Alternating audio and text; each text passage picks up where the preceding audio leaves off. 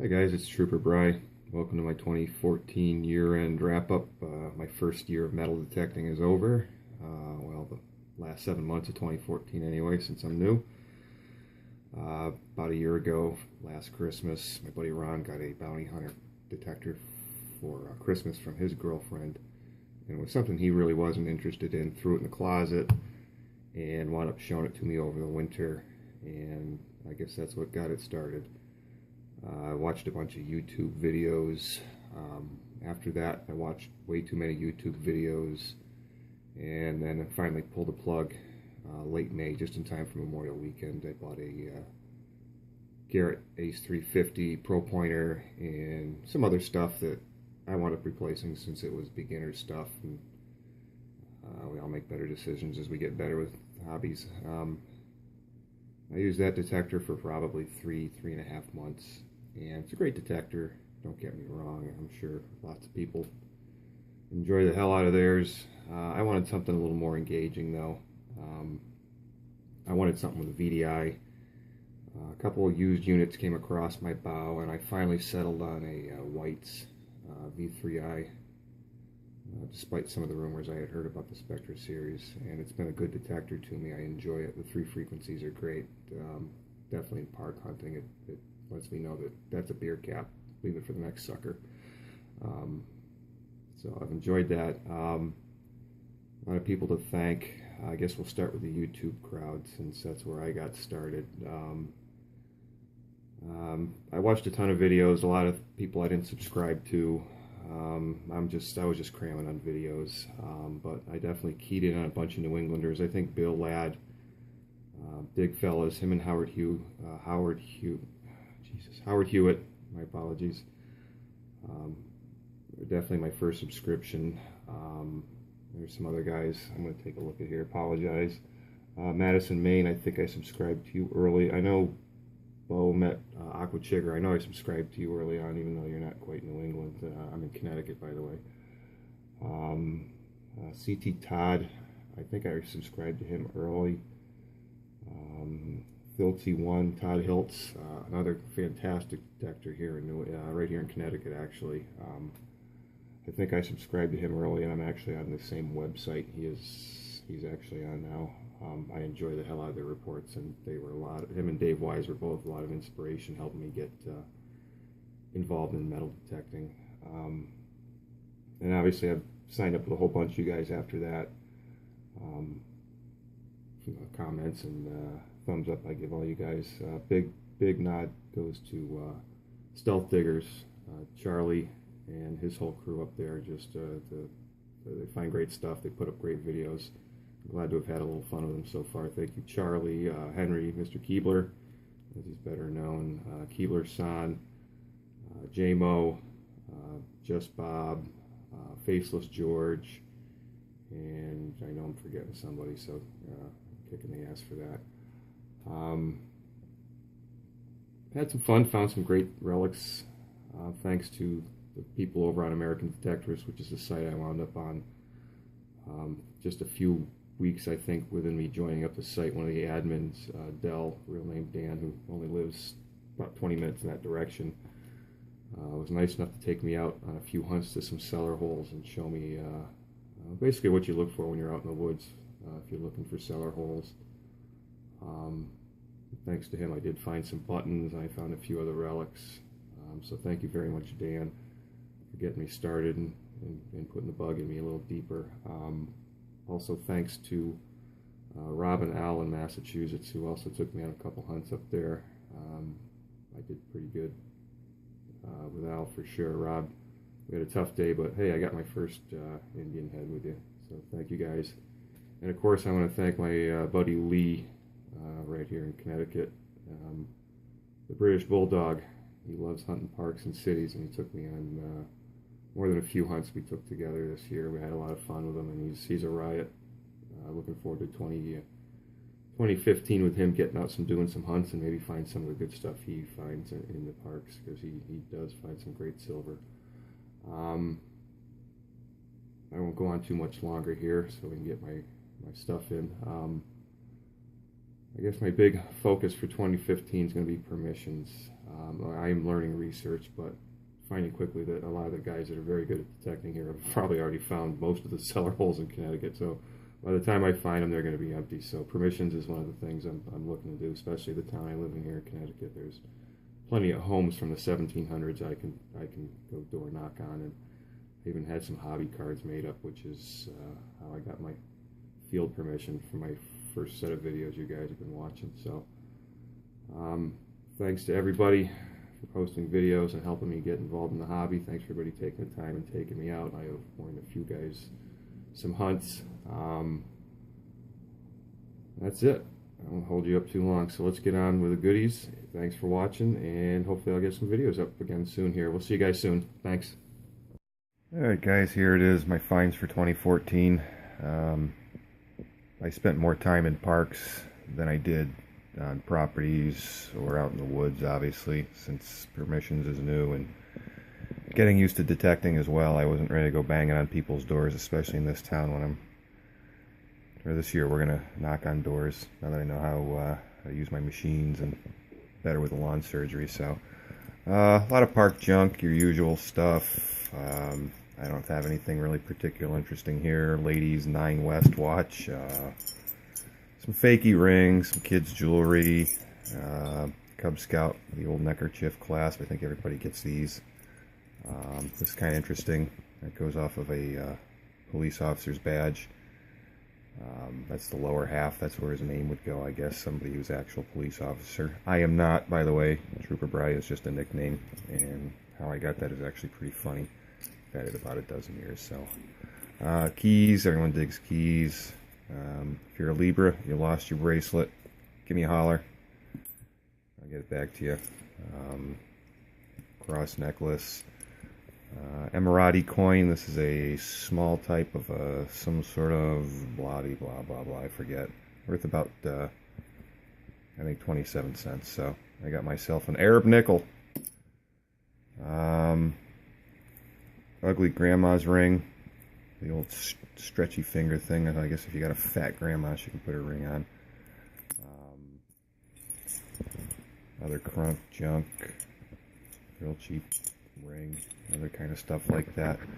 On to my other coins and better stuff.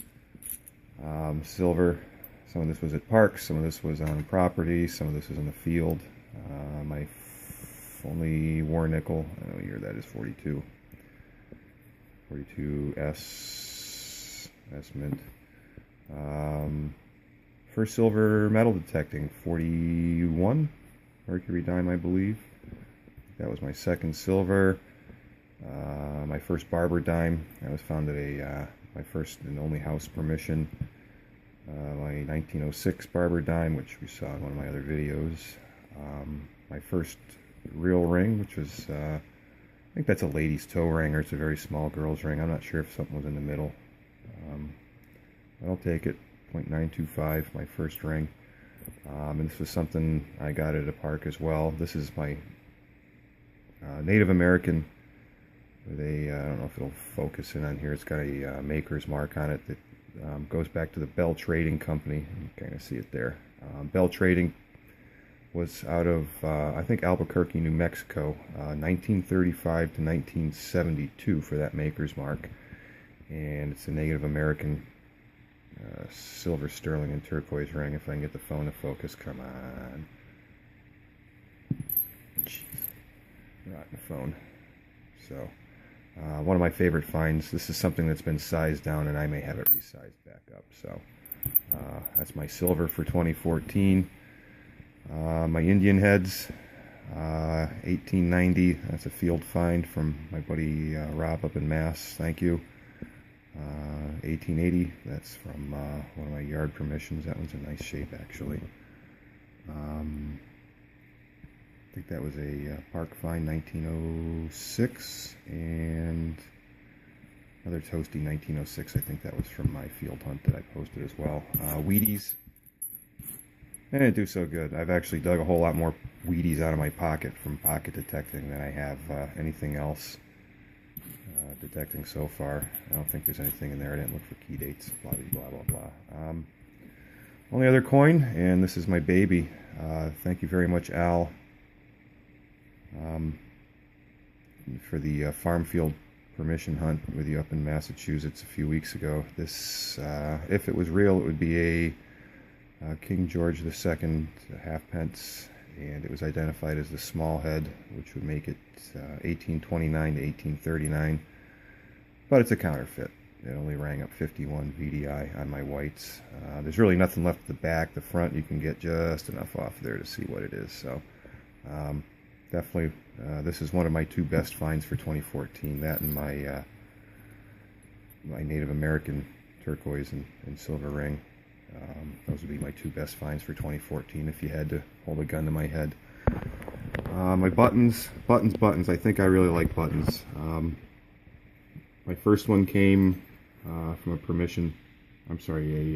tag along. My buddy Dan from American Detectress, who I said took me out on a few hunts. This was my first colonial find. Always check along the walls, boys and girls. We're far away on the edge of a field. That's where I found this one, along a wall. And this is probably one of my favorite finds for 2014, if not my best find. And some of these you've already seen in my video. This one came also as well as the one from my my first colonial find. Another one. This one, and this one all came from a road spill where a pen emptied out into a road where the opening in a wall is. So always check your openings in the walls. This one you've seen, that was in one of my videos. This I found here in town. I'm not sure if that's a button two-piece or it might be a bridal rosette. I'm not sure. It goes in a button pile. Wadham's Co. & Co. My road find, nice gold gilt. That's 1830s. I was able to identify. You've got your standard double gilts. Nice domed basket weave. I found this same thing out in the back of a field. Somebody didn't want to walk all the way to the edge of the property and check, so they left me that. Suspender clip you saw. Some of these other buttons I know you've seen. That's my treble gilt orange. Another one of my favorite buttons from this year. I like that one. With the little gold halo around it that sort of survived. It would have been nice to see that one out of the woods. Yeah, that one you've seen. This is probably one of my more interesting ones. I think this is a military button. This is from right here in town where I live. It's pretty toast. Looks like it's like a flat pewter. I think the shank was wire soldered in. It's tough to get a focus on it. Obviously, it was military. I think it was military. It's got that weird field of dots on it. I don't think I'm going to be able to focus in on it enough to get a good look at it. And there's maybe something that looks like some fig leaf patterns. I'd have to get the old book, buttons, and see if it's something I can try and identify, but that might be my only military piece. My bag seal that we've already seen from my video. Musket ball. This is the same one I got from the field hunt in Massachusetts where I got my King George counterfeit, and I think this dandy button here, which had some pattern around the edge at one point, and then my round ball. Other oddball finds. Somebody's homemade lead sinker. Apparently they loved it enough to put their initials in it, AH. Something hand carved into a sinker. I'm not sure what that is. 130C. Infant spoon. Big old buckle. Just a parasol slide. Other little random buckles from fields and out in the woods.